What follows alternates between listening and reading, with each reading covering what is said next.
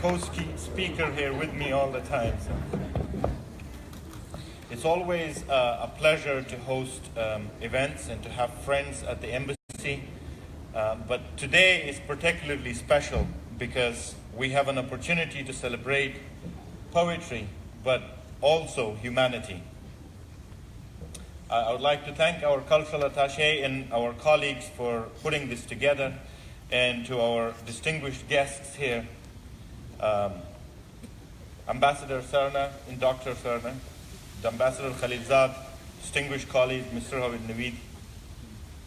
I'd like to start by reciting a poem. I just need to sharpen my wings and swim in the opposite direction. I can open the door of new dreams, no matter what. Art is art. It will change at least one life. I want to witness my country grow like a child beginning to walk. I will hold its hand before it collapses out of shame. It will rise up and the world will wonder. Words will creep into my mouth and everyone will recite my poem. This is an excerpt from a poem called Dedication, written by a young Afghan woman named Hajar Husseini, who is currently studying in the United States. I wanted to share this with you because it demonstrates how relevant and inspirational Rumi is today in the Afghan culture. As President Ghani said at the UN General Assembly, the birthplace of Rumi still resounds with messages of love, peace, and hope. Afghanistan will yet again be the Asian roundabout for dialogue of civilizations and a model of harmony in culture, of tolerance and engagement. These are the messages of Rumi: love, peace, tolerance, and harmony. And they still resound across the country today in the new poems of our young people and the ancient ones of our ancestors. You may have heard that Afghanistan has a high rate of illiteracy, but you probably don't know that most Afghans are poets. It's in our blood. It is in our DNA. We have strong ancient oral culture. We use lyricism to express ourselves, our personal feelings, culture, and identity, and to celebrate our history. Afghanistan has produced some of the most well-known and celebrated poets in our region. Most of our kings and famous warriors were writers and poets themselves, but also many citizens carry on the poetic tradition in their homes, their universities, and at celebrations. Take, for example, the tradition of Pashtun women of creating vivid, blunt couplets called landais. These couplets, traditionally recited among groups of women during collecting water from the riverbanks, are so prolific, so embedded in daily life that there are thousands of them, most of them written down by anonymous authors. One of them reads, "May God make you into a riverbank flower, so I may see you when I gather water." Or recall the legendary Rabia Balkhi, who was born and raised in Balkh, Afghanistan over 1,000 years ago, and was the first woman poet to write in Farsi. Malalai of Maiwand, who in the late 19th century rallied Afghan troops on the battlefield against the British, was a poet. Legend has it that she had led the men into battle by reciting the following landai: "With a drop of my sweetheart's blood shed in defense of the motherland, will I put a beauty spot on my forehead, such as would to put shame to rose in the garden." This poetic tradition has continued over centuries. I'd be here all day if I were to count for every notable Afghan poet that has added to this tradition over time. A love and passion for poetry is a thread that unites all of Afghanistan. Today you can find poetry associations and writers' clubs across the country, from Kandahar to Helmand to Balkh to Herat, Jalalabad, and of course online. You can find the young and old men and women writing and reciting poetry, the city dwellers and farmers alike. Despite the war and displacement we have suffered over the years, the poetic tradition is one that has never stopped developing. All were inspired by Maulana, aka Rumi. And to this day, the same message still rings through in the words of our contemporary poets: hope, love, tolerance, and understanding. I hope that this poetic side of and tradition of Afghanistan is what Afghanistan will be remembered for. It is one of our greatest contributions to human civilization. But Rumi was more than a poet. He was also a philosopher and an artist. He used art, like the Sama dance, an example of which you will see today, to spread his message. He was also a connector, like his motherland has been and continues to aspire to be. He connected the region by being an Afghan by blood, Persian by linguistics, and Turkish by residency. His thoughts connected people even during his own lifetime. During Rumi's era, there was a lot of division in the philosophy of life and religion. But Rumi argued through his poetry and art that God lives in your heart. Reason is powerless in the expression of love, wrote Rumi. Instead of looking outward to logic and reasoning, Rumi looked inward to his heart's intuition and left us with profound products of self-reflection. He wrote, "This universe is not outside of you. Look inside yourself. Everything that you want, you are already that." Rumi's Sufi spirituality was still and still is focused on self-healing, and his philosophy is still relevant in today's modern world in efforts to counter terrorism and extremism of all types, religious, racial, and ethnic. It teaches us to cleanse our personal aura. As Rumi wrote, "This is a subtle truth. Whatever you love, you are." I want to leave you with a thought about Rumi's birthplace, Afghanistan. While the media and the rest of the world may look at it exclusively from the lens of war, Afghanistan has traditionally been a source of intellectualism and inspiration for the world, and especially the region. Famous South Asian poet and philosopher Iqbal Lahori said his life's work is the product of three Afghans. His thoughts are inspired by Sayyid Jamaluddin Afghan, his political zeal from Khushal Khan Khattak, and his philosophy by Maulana Balkhi, aka Rumi.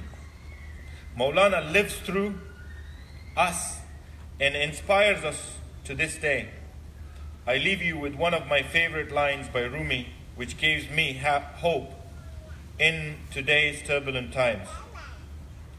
Lovers find secret places inside this violent world where they make transactions and beauty. Thank you all for coming here today. I hope you enjoy the program.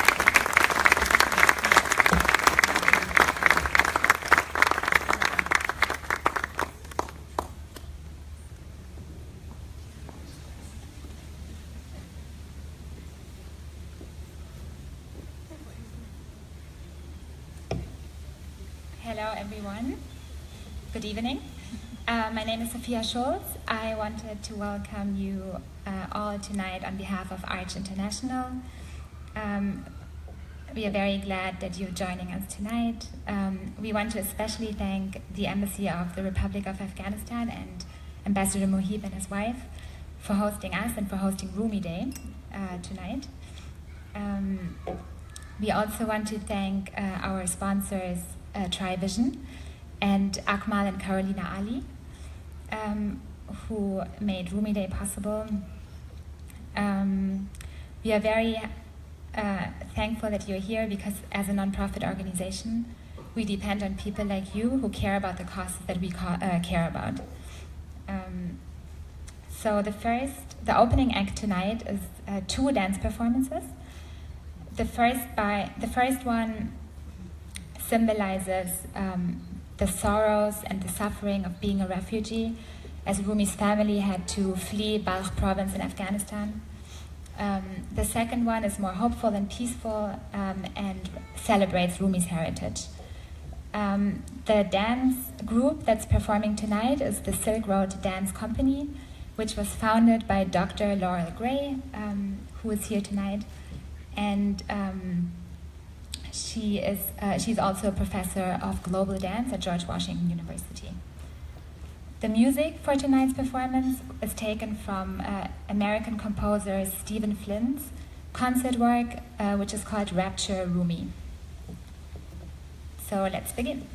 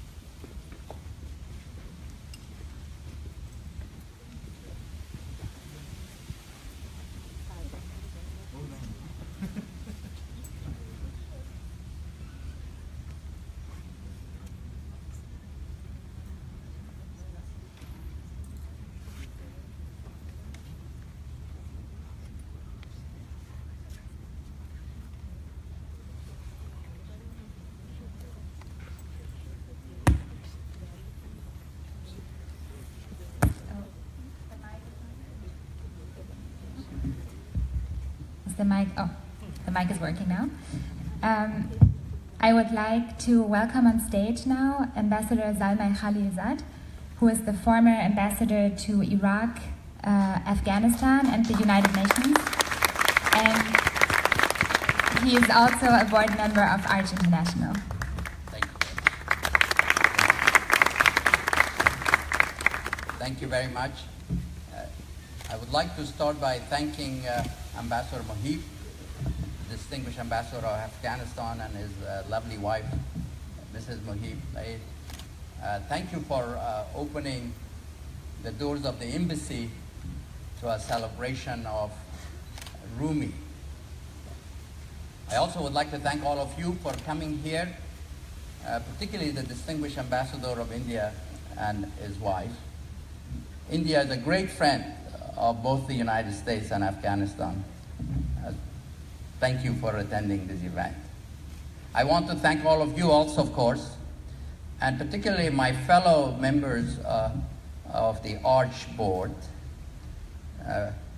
We are led by my better half, Cheryl, who is the creative energy and power behind Arch, which seeks to preserve historic heritage, not only buildings, but literature as well. They have already done a few things with regard to Afghanistan, which I'm particularly proud of. They have painted on T-walls or blast walls around Kabul, a city that's been attacked repeatedly by terrorists, the sayings, the poems of Maulana Rumi, a very appropriate action on the part of Arch. I'm also very proud of the book that Arch has published, a book of Afghan children's stories called Musical. I hope those of you who have children, even if you're not Afghan, would acquire those books and read the stories to your children. I'm delighted to be here to celebrate Rumi because often, as the ambassador said, Ambassador Mohib, not surprisingly, when we think about Afghanistan these days, we talk about the war and the suffering of the Afghan people, an imposed war that has been going on for decades. Most Afghans living today have no memory of a time that the country has had permanent or enduring peace. The war in Afghanistan has touched a lot of other people, including the United States and also India. We are all affected by it no matter where we are. And actions by adversaries and friends have shaped this conflict. But there is another Afghanistan also. Another Afghanistan that is in struggle with the Afghanistan that is being imposed on it. A type of Afghanistan that's the opposite of what Rumi stood for. What is in the heart and soul, and as the ambassador said, the DNA of the Afghans. I'm particularly proud of Rumi because, like him, I was born in the Balkh province, so I feel a particular affinity with him. Like him, I had to become an immigrant. I'm not claiming to be as good or as important as he was because of the struggles, the suffering, the invasion of Afghanistan. He ran away from the barbarians, the Mongols. I ran away from the barbarians, the Soviets, and then followed, of course, by the most recent barbarians, the Taliban and their sponsors. But that struggle goes on, The Afghans, whether they're literate or not, as Ambassador Mohib said, they recite poetry. They're proud of the historic heritage that they have of literature, of contribution to civilization, of being once a center of civilization. If you read Fred Starr, one of the fellow board members of ARCH, the cities of Central Asia, Balkh, other cities of Afghanistan, Balkh was called the mother of cities, was a center of poetry, literature, science, innovation, export of knowledge, students coming in from other places to study. Not only you have poets from Mazar or from Balkh, but you have them from Nimroz. Not many people know the reign of King Yaqub. Many people know about Sultan Mahmud Ghazni's period, where his court was full of literary figures, poets. But even in modern day Afghanistan, and the circumstances that Afghans are in now, that all of us have been affected by,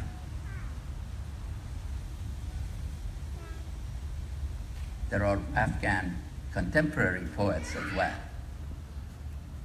And I was very proud to be in Afghanistan in the post 9/11 period and see the revival, the strength, the resolve of the Afghans to hold on to that history, to that culture, to that tradition, to that potential. I want to particularly say a word or two to the young Afghans. I see some of them standing here before I stop. That sometimes, I'm sure things look very hard and difficult, understandably so. But remember that you are the inheritors of a great civilization.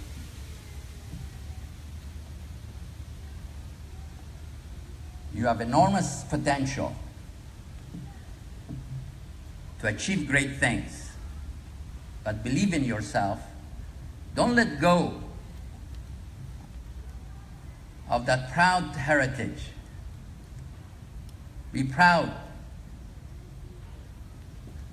I have every confidence.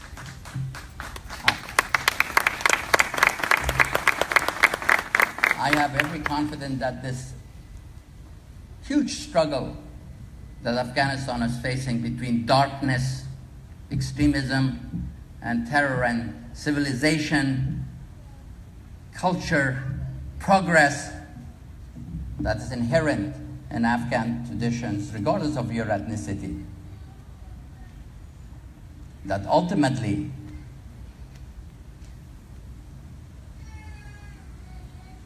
Afghanistan will succeed and prevail. And those of us from here doing little things like with ARCH are proud of doing what we can to be helpful, to be supportive. And I count on all of you to support organizations such as ARCH and to be involved with it, to be involved in it, to strengthen it, because success ultimately will come not only in succeeding in the battlefield by defeating these evil designs, but also in building a society worthy of the background of history, of culture and civilization that Afghanistan has had, but relevant to the current era. So I thank you again, Ambassador Mohib, for your hospitality. Mrs. Mohib, I thank all of you, and it's great to be with you. Thank you very much.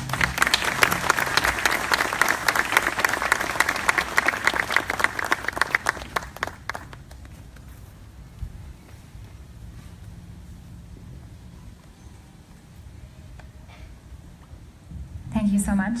I would now like to introduce Dr. Fatemeh Keshavarz. She holds a Roshan Chair in Persian Studies and directs the School of Languages, Literatures and Cultures at University of Maryland, College Park. She's a published poet and author of 6 monographs, including Reading Mystical Lyric, The Case of Jalal al-Din Rumi. The show Speaking of Faith, featuring her in an episode on Rumi, received the 2008 Peabody Award, and in the same year she was awarded the Herschel Walker Peace and Justice Award. In 2013, Keshavarz was named Poet of the Month by NPR's Grace Cavalieri, host of Poetry and the Poet. She will speak today about why Rumi matters still to this day and why his messages are so timeless and important. And her talk will be followed by an open discussion with you. And I really encourage you to also share any personal thoughts or ideas or how Rumi influenced you personally with us in this open discussion round, which will follow Dr. Keshavar's talk.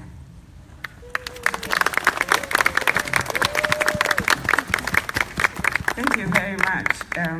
First, it is really a great honor to be speaking in the Embassy of Afghanistan. And salams to Hamzabanan and Hamdilan in the audience. I am particularly delighted that it is happening today, not only because it is in honor of Rumi, whom we all share, but also because my institution has started a very special relationship with the Afghan community only about 2 weeks ago. My colleagues are here, Dr. Matthew Miller and Ms. Susan Moinfar. If you'd like to talk with them, we are absolutely delighted to be able to build these bridges and make sure that we have a strong connection with the Afghan community. And to Rumi and why he matters. Sometimes it's enough to just look at the number of books that are sold and translated to see that, but let us just dig a little bit deeper into that. I'll try not to speak longer than about 15 to 20 minutes at most so that we can have an exchange. For those of you who may not know, Rumi was born in the city of Vakhsh, on the bank of the river Vakhsh, just outside Balkh, and in present-day Afghanistan. And as it has been mentioned many times, he immigrated, his family immigrated, and it took a long time. And in about 2 years, they settled in where is central Turkey today, in the city of Konya. Ambassador Mohib mentioned quite correctly that Rumi bridges so many cultures by speaking the language of one of us or all of us, in a way, being born in a country, growing up in another country. I would like to add Aleppo to that, because he was also sent to the city of Aleppo by his father to study when he was less than in his 20s. When he came back, he was at the age 25. He took over, actually, when his father passed away, so he was pretty young when he went to the city of Aleppo. There are, in fact, even stories about whether he actually met with the major Arab mystic and poet of his time, Ibn Arabi, but we don't know that for certain. Sometime around the age of 40 or so, when Rumi was teaching in the madrasa in Konya, this man whom Rumi constantly describes as gharib, it's really not strange, although it could have that meaning, but it means somebody who hardly belongs to anywhere.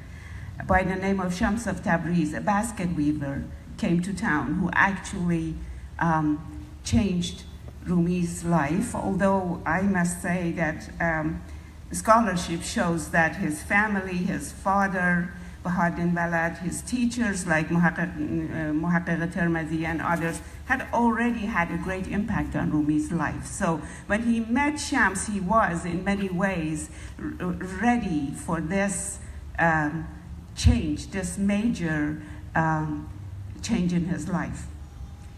Shams, I want to give you one quote from Shams because I think it is an amazing thing to say, to be putting in words, and interesting to think about it for a long time. Shams said about himself, he said, "An yar se gune khat neveshti." That beloved wrote 3 kinds of script. Yeki ra hamu khandi baham ghair. I'm sorry, Yeki ra u khandi vala ghair. One of the scripts only he could read and nobody else. Yeki ra hamu khandi baham ghair. There's another script that he could write that both that he could read but others could not read.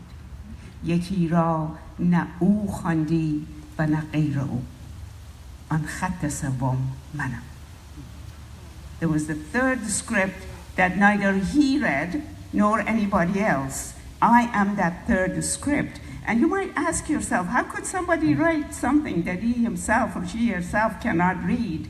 And that's why I think thinking about that will take us a long way. I have concluded for myself that the only script you cannot read is a script that is in constant development. It's something that's constantly changing and renewing and coming back in new forms and fashions. Now, Rumi is very famous. We don't need to emphasize that. If you just simply say Maulana, which means our master, Persian speakers everywhere would know that you're talking about Rumi. If you said Masnavi, the book of Masnavi, which is about a particular way of writing poetry, everybody would understand that you're talking about Rumi's Masnavi. And if you said Divan, which is a collection of poems, they would understand to be Rumi's collection of mystical lyrics. Does that mean that Rumi is really known to us? Most probably not. I'll give you a story in which he explains how hard it is for people of his caliber to actually be described or understood. Many of you may know the story. An elephant was brought into a town where people had not seen an elephant before. They all rushed to see the elephant. It was getting dark. The owner said, you know, you really can't see the elephant if you come in now. They said, no, we want to just see a little bit and touch. And they went in and touched the elephant. And the next day, those who had not gone in said to those who had, you know, what is an elephant like? The one who had touched the foot of the elephant said, oh, an elephant is like a big, thick column. And the other one, who had touched the ear of the elephant, said, oh, no, no, an elephant is like a big fan. And the one who had reached out and touched higher up in the back of the elephant, almost, said, no, an elephant is really like a big seat, like a throne, you can sit on it. And then at that point, Rumi says, در کف هر یک اگر شمعی بودی اختلاف از گفتشان بیرون شدی. If each one of them carried a candle, their views of the elephant would be very different. Now, in a way, Rumi is that elephant in the dark. There are people who only look at the way his writing is influenced by the Quran and talk about him as only a religious figure with deep immersion in Quranic tradition, which is true. Those who are more secular thinking find areas where he talks about the value of the human beings and their judgment and so forth and argue that that's who he is. those who want to hold on deeply to markers like nationality, they will insist, no, he's Iranian, no, he's Afghan, no, he's a Turk, no, he's... And those who are not really scientists, but are dedicated to scientism, they argue that we can find as much philosophy and science in his work. The truth is, we need the candle. And the candle is what Rumi himself displays in his work so well, that is including the different perspectives. What Western philosophy calls the fusion of horizons.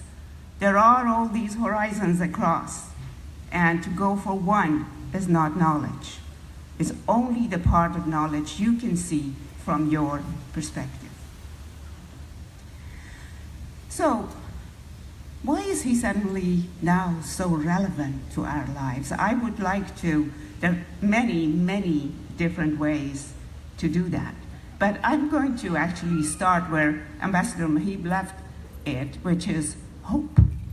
Hope is what is really Rumi's prime gift to humanity. And he says it very openly. He says, امید سر راه ایمنی است. اگر قدم در راه نتوانی گذاشت سر راه نگاه دار. Hope's road is the hope to the road to safety. Even if you cannot step on it, just stay there on the side of the road. What are some sources of hope? Of course, for him, beyond everything else, is the light of God, the generosity of God. هل نومید نباشی که تو را یار براند اگر امروز براند نه که فردات بخواند. Do not be disappointed that God may, or beloved may not let you in today. Don't you know that if he doesn't let you in today, tomorrow he might be calling on you? و اگر بر تو ببندد همه درها و گذرها ره پنهان بنماید که کسان راه نداند. Even if you feel all the roads are closed, he'll show you the road that nobody else knows. In other words, through that hope, through that connection, you find resources in yourself that you didn't even know it exists. Another source of hope is the nature. It keeps telling us, the spring comes to life every year. Look at it. Trees look dead, the leaves are gone, everything is yellow, and then they come back to life. بهار آمد، بهار آمد، بهار مشکبار آمد، نگار آمد، نگار آمد، نگار بردبار آمد. صفا آمد، صفا آمد. And I'm going to ask you to hold on to this concept of safa, because I think it's very central to all of this. It's not, he's not saying that it just can happen by itself. There are things to be aware of, conditions to meet, and one of them is safa. We're going to come back to it. Safa آمد که سنگ و ریگ روشن شد. شفا آمد، شفا آمد، شفای هر نزار آمد. So purity came. Purity came, so every pebble on earth was glowing with this purity. Again, another source is love. Love is the force that keeps the universe turning. That is why we're living, because we need to join that dance. We cannot stand on the margin, close our eyes, and just assume that it could happen by itself. You have to join the dance. هر نفس آواز عشق میرسد از چپ و راست. ما به فلک میرویم عزم تماشا که راست. So every moment, every breath, the call of love comes from right, left, center, everywhere. I'm heading up there. Who's going to come to watch? Now, the up there is also, the flying up there is also an important concept. It is not to break away from the life on earth. Never. Rumi never asked his followers to mortify themselves, to go hungry, to excessively fast or anything like that. This looking upwards or going upwards is freeing yourself of the attachments, is being able to rise above what holds us down, what in the English language we say weighs on us. Again, another source is, of course, the cosmic dance, the love that animates the whole universe. And what I don't want to talk so much that you wouldn't have any time to interact, but there is really this passage about the way the world is celebrating this movement. I would love to share it with you. An صبح سعادت‌ها چون نور فشان آید آنگاه خروس جان در گفت و فغان آید. So this morning of fortune, this cosmic morning, this life around us comes to life, and it makes the bird of the soul sing. خود خور نور برافشاند. پس نور درخشاند تن گرد چو بنشاند جانان بر جان آید. And that's another concept. We have to let the dust settle. The dust of distractions, of fears, of doubts, of not having hope, of forgetting about the past, all of that have to settle for you to be free, to be able to rise above them. And then see how he describes the inner human being. دل مریم آبستن یک شیوه کند با من عیسی دو روزه تن در گفت و فغان آید. And truly revolutionary. You are that Mary pregnant with Jesus. That is your inner soul. And if you allow it, if there is purity, if it's rising above the everyday problems, if the gaps are settled, then you can see truly what is inside. He gives us one example. I'm really with two more short examples I would like to end, so you can talk also. But as I was talking about freeing yourself, I just remembered a very fun short episode of by the famous other Sufi Ghazali, Ahmad Ghazali, who somebody gave him a very expensive horse, and so it was there. And then somebody said, "Master, I heard you got a very expensive horse." He said, "Yeah, somebody gave it to me." "So you have it?" He said, "Yeah, it lives in the stable, not in my heart."